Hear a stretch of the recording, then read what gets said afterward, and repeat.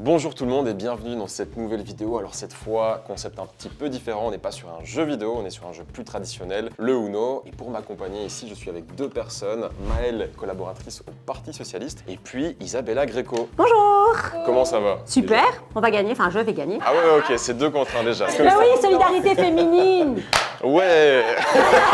Il y a une 4e personne sur ce tournage, mais qui sera derrière la caméra, c'est mon collègue Germain qui va être l'arbitre, parce qu'on sait que la triche sur ce jeu, c'est quelque chose de connu, et on me montre du doigt, mais non, ce n'est pas moi.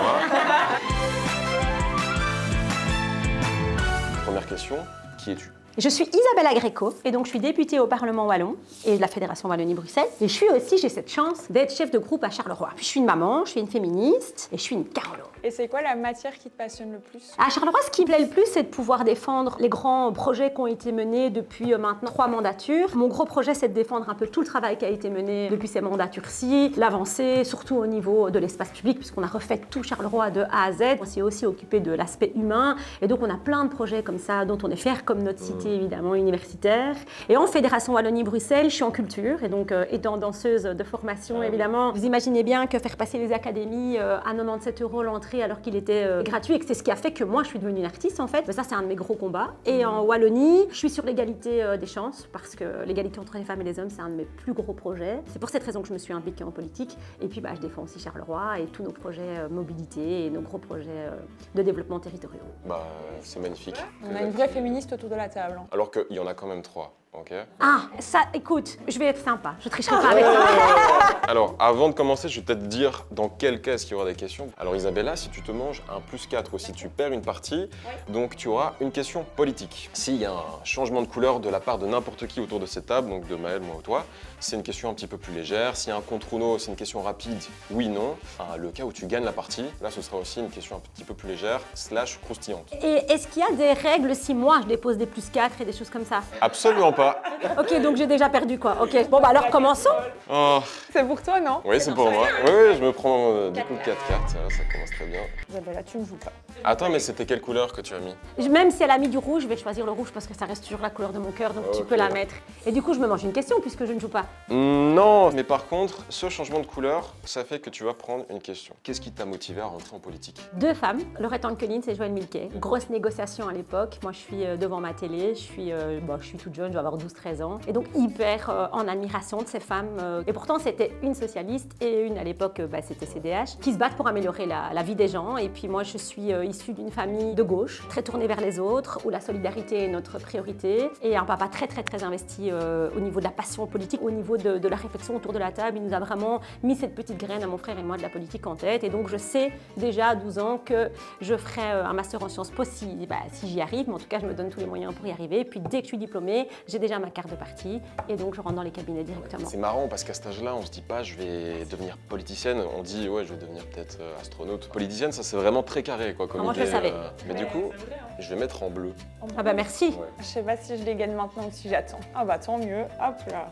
Hop, Ah toi, Une petite question pour Isabella. on est reparti. c'est quoi ta plus grande fierté en politique? Mon honnêteté et mon authenticité. Et là où je suis hyper fière, c'est quand les gens dans la rue me disent merci parce qu'on vous a questionné sur ça et ça et ça et vous avez relayé le truc et vous avez fait tout pour qu'on ait une réponse. Parfois, les gens, en fait, ils sont éloignés de la politique tout simplement parce qu'ils ne sont pas intéressés, ils n'ont pas le temps de s'intéresser dans la méandre de leur vie. Parfois, ça leur paraît loin parce que c'est le vocabulaire. Parfois, moi, quand je suis arrivée au Parlement et même dans les cabinets au départ, rien que le vocabulaire, il m'a fallu des mois pour m'adapter. Et donc, je comprends un peu les difficultés de ces gens de se raccrocher à la sphère de décision. Et donc moi, c'est ce que j'essaye vraiment de faire, c'est de ramener les gens, leur dire écoutez, moi je peux essayer en tout cas de faire ce lien. Et quand on me dit que je fais ce lien, je suis hyper fière. En fait, tu fais vraiment de la vulgarisation à fond. C'est bien de vouloir vulgariser parce que même pour la jeunesse, il faut les lancer un petit peu tôt là-dedans parce que ça va les toucher aussi quoi. Tu mets en quelle couleur? Bah allez, on met en rouge. Ah yes. Allez alors. Je reviens sur du bleu. Ah non, mais allez quoi. Bah +4. Allez! C'est quoi la matière qui te passionne le plus? Mais bien sûr, en se disant que c'est pas pour ça que tu délaisses les autres. Là, pour l'instant, je me focalise un peu sur toutes les pertes d'emploi qu'on a au niveau de Charleroi. Donc, on a quand même eu, rien que sur le mois de décembre, 360 annonces pertes d'emploi. On sait que depuis 1 an et demi, on est sur 12 000 faillites, avec toutes ces familles qui ont déjà des difficultés à joindre les deux bouts. Donc, un de mes combats dernièrement, où j'ai un peu questionné le ministre Géolet, que j'ai rebaptisé le ministre des faillites et du chômage, il recule quand même sur plein de choses. On dirait pas parce qu'ils ont de grandes annonces et ils ont de grands effets de com, mais je pense qu'en taclant comme ça et en étant vraiment précis, on arrive quand même à les remettre sur des questions, etc. Donc quand on sait qu'il y a une offre d'emploi pour 7 demandeurs d'emploi aujourd'hui, enfin 6 apparemment depuis peu, mais par contre le fait de créer de l'emploi avant, c'était la priorité. Nos prédécesseurs socialistes quittent un gouvernement wallon avec un taux d'emploi qui augmente de 4,4% et aujourd'hui il diminue de 2% alors que la Flandre fait tout le contraire. Donc je pense qu'ils doivent se questionner sur leur gestion et ça a été un de mes combats de ces dernières semaines. Oui, mais même pour les jeunes, le marché de l'emploi...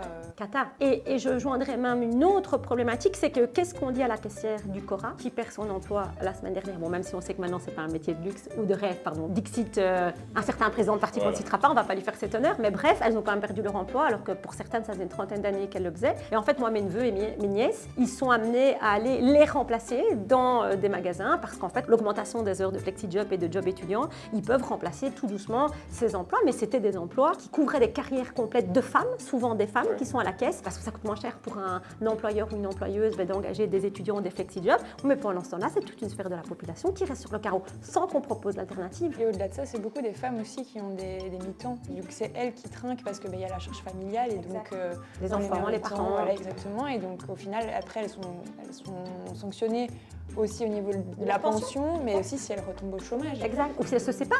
Oui. Si du jour au lendemain elles se retrouvent sans rien, personne n'est à l'abri de ça. Et pour revenir un peu, parce que tu parlais justement des propos d'une certaine personne juste avant, on a vu pas mal de prises de parole un peu bancales ces derniers temps et on t'a vu parler de ça sur tes réseaux sociaux. Ouais. Qu'est-ce qu'on doit en penser, tu vois, de ces prises de parole? Parce que c'est pas bien. Mais c'est plus que pas bien, c'est déconcertant. C'est déconcertant parce qu'en plus moi je viens d'un milieu populaire. Comme on dit chez nous, tu parles comme ta bouche est faite. Et puis finalement quand tu rentres dans un modèle comme ça, on t'apprend à réfléchir, à penser tes idées, à les construire de sorte à ce qu'elles soient pertinentes, à ce qu'elles soient... on me dit souvent la concision est une forme d'intelligence et donc on te demande de penser le monde de manière efficace pour les autres. Et donc toi tu te mets dans ce genre de cargan, t'avances et puis quand tu arrives dans un parlement, quand tu arrives dans des débats, tu es face à des gens qui décomplexent complètement le discours mais qui vont jusqu'à des extrémités de ouf, traiter les journalistes de gestapistes, s'attaquer aux femmes, vous n'êtes pas obligé d'avoir autant de gosses. Enfin, on fait des raccourcis qui rentrent dans la tête des personnes parce que c'est tellement bien étudié sur le plan de la com. Et toi, finalement, en face, en tant qu'adversaire politique, tu te dis, purée, tout ce qu'on m'a appris jusqu'à maintenant, de faire attention, de construire mon débat pour qu'il soit constructif, comment j'y réponds? En plus, moi, j'ai un caractère un peu... je suis authentique, en fait. Et puis, parfois, je dis, purée, je rentre dans leur jeu. Par exemple, au conseil communal, j'en ai d'autres en face de moi qui rentrent dans des grosses contradictions, des gros traits qui sont vraiment pas acceptables pour la société. Et donc, c'est dur de se dire, qu'est-ce que je fais? Je réponds, est-ce que je construis un message politique? Mais c'est compliqué de prendre de la hauteur sur des bassesses comme celle-là. Bah, imaginons un homme va agresser verbalement, enfin avoir une rhétorique un peu agressive, ça va pas être très grave, mais si c'est une femme, ah bah, elle est hystérique hein, celle-là. La société est ainsi constituée que les femmes ont toujours pris du recul. On leur a fait prendre du recul. Moi, c'est pas du tout ma manière de voir les choses, ni mon éducation, j'ai pas du tout été élevée comme ça. Et donc déjà, quand tu entres dans le sujet, dans la discussion et que tu t'imposes, bah déjà, c'est un peu compliqué. Mais alors si en plus tu contredis, bon, alors si en plus tu contredis avec une forme qui est la mienne, mais après on est ce qu'on est, enfin c'est compliqué de se changer. Souvent on me dit, tu gagneras, tu sais, à t'exprimer d'une autre manière. Par contre, l'hystérique, je l'ai à tous les conseils communaux. Mais l'autre en face qui hurle sur moi, bah lui c'est normal. Et deuxième élément, c'est on te coupe la parole tout le temps. Commission, on est 8 à poser la même question, les 7 autres posent des questions normales, ben moi je défends pas le projet. Le ministre, affalé, en train de me répondre d'égal à égal, me tacle. Et en fait, il répond hors micro, il termine toutes mes fins de phrases en disant que je raconte n'importe quoi, et avec quoi je viens. Mais du coup, il me déstabilise. Puis à un moment donné, je me dis non, moi je suis là pour lui parler. Donc je reviens, je lui parle, finalement, ça devient un duo, et il conclut en disant que je suis une hystérique. Mais il m'a coupé la parole tout du long. Mais évidemment que je m'énerve. Mais là, on sent que tu te rappelles un petit peu les événements parce que c'est... Ça me revient. Je pense qu'il faut revenir sur quelque chose de plus sobre, notamment ce changement de couleur du coup. Du coup, moi je remets du rouge en fait. Et donc moi je joue pas. Non. T'as pioché d'ailleurs? Oui, t'as vu? T'as vu tout ce que j'ai? Si, je te promets, la caméra là montre. Je suis pas une tricheuse, d'accord? J'ai pas de carte. T'as pas de rouge? Isabella, tu vas plus trop m'aimer, je crois. Purée, tu me retrouves avec tout le jeu de cartes, in fine. Est-ce que c'est pas une petite question ça? Ah non, c'est pas une petite question. Mais par contre, ça, c'est un petit plus 2 pour toi. Bien fait. Attends, mais t'as un problème avec le bleu, toi hein? Mais je sais pas, il y a peut-être des révélations à la fin de ce tournage, mais... Plus 4. Non mais faut arrêter les gars. Non mais vous avez travaillé le truc, il y a que ça, c'est pas possible. Tu es, et tu le dis toi-même, une féministe sans filtre. Pour toi, est-ce que ce gouvernement, il est assez féministe? Non, pas du tout. Enfin, on a très peu de femmes au niveau fédéral. Par contre, au niveau wallon, on a des femmes, mais pas des femmes suffisamment investies. La ministre des Sports, encore une fois pour ne pas citer son nom, a diminué de moitié le budget alloué au sport au féminin. Et quand je suis allée la questionner dans sa commission, elle m'a répondu désarçonnée. Je comprends pas pourquoi vous me posez cette question, je ne vous vois jamais une activité féminine. J'étais choquée, il m'a fallu 2 minutes pour m'en remettre. Je vous demande pourquoi vous avez diminué de moitié le budget de sport au féminin. Mais c'est pas pour diminuer les ambitions, bah non, c'est bien connu. Donc c'est effectivement pas suffisamment féministe. Et tu penses que quand on est une femme en politique, il faut se battre 2 fois plus que si on était un homme? Ah oui, on doit prouver 2 fois plus qu'on est à sa place. On te fait des remarques, parfois même positives, sur tes tenues vestimentaires plus que sur tes interventions. Alors que moi aussi, on a dit que ma chemise verte était dégueulasse en plein live. Ouais. Ah, comment ça, ouais? Ouais, c'est pas bien, quoi. Mais bon, j'avoue que... Non, mais moi, je l'adore. Ah, mais écoute, l'important, c'est de se plaire à soi d'abord. Exactement. Mais il y a envie quand même avec les autres, quoi. Donc non, pas suffisamment féministe, effectivement, et dans les combats non plus, même si le ministre Kopitar, il reste attentif à cette problématique de l'égalité entre les femmes et les hommes, et il est aussi très attentif aux violences intrafamiliales, ok, mais il n'a mis aucun budget. Et sur certains trucs, il a quand même diminué. Et grosse déception. À Charleroi, on avait un abri pour femmes. Et ça marchait super bien dans le sens où la moitié des femmes qui sont rentrées dans cet abri, c'était Adam Premier en plus dans mon quartier, elles sont ressorties soit avec une formation, soit avec un métier, et en tout cas avec un toit sur leur tête. Et ils ont supprimé purement et simplement l'outil. Alors que c'était important, on en avait besoin, et qu'il était efficace. Donc, il y a quand même des projets qui sont contre-sens et qui sont contre les femmes. Mais c'était Myriam le nom du projet. Non. Ah oui, toi tu parles...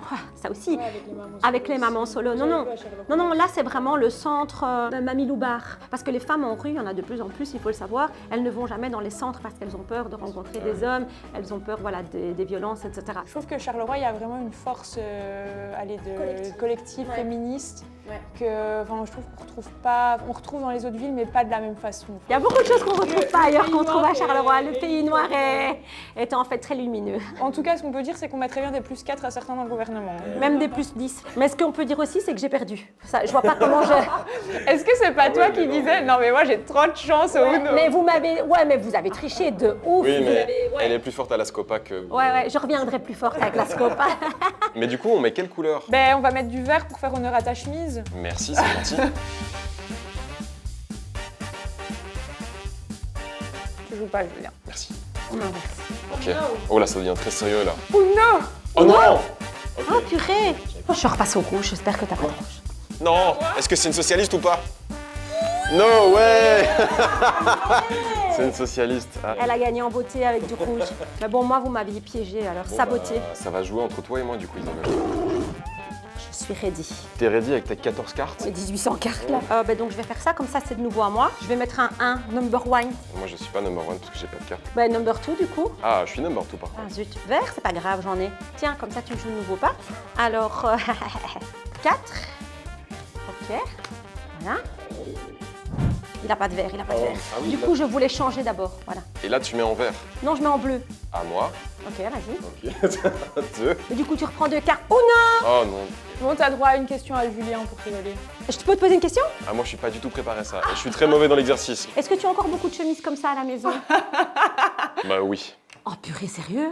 Bon, j'ai gagné par contre.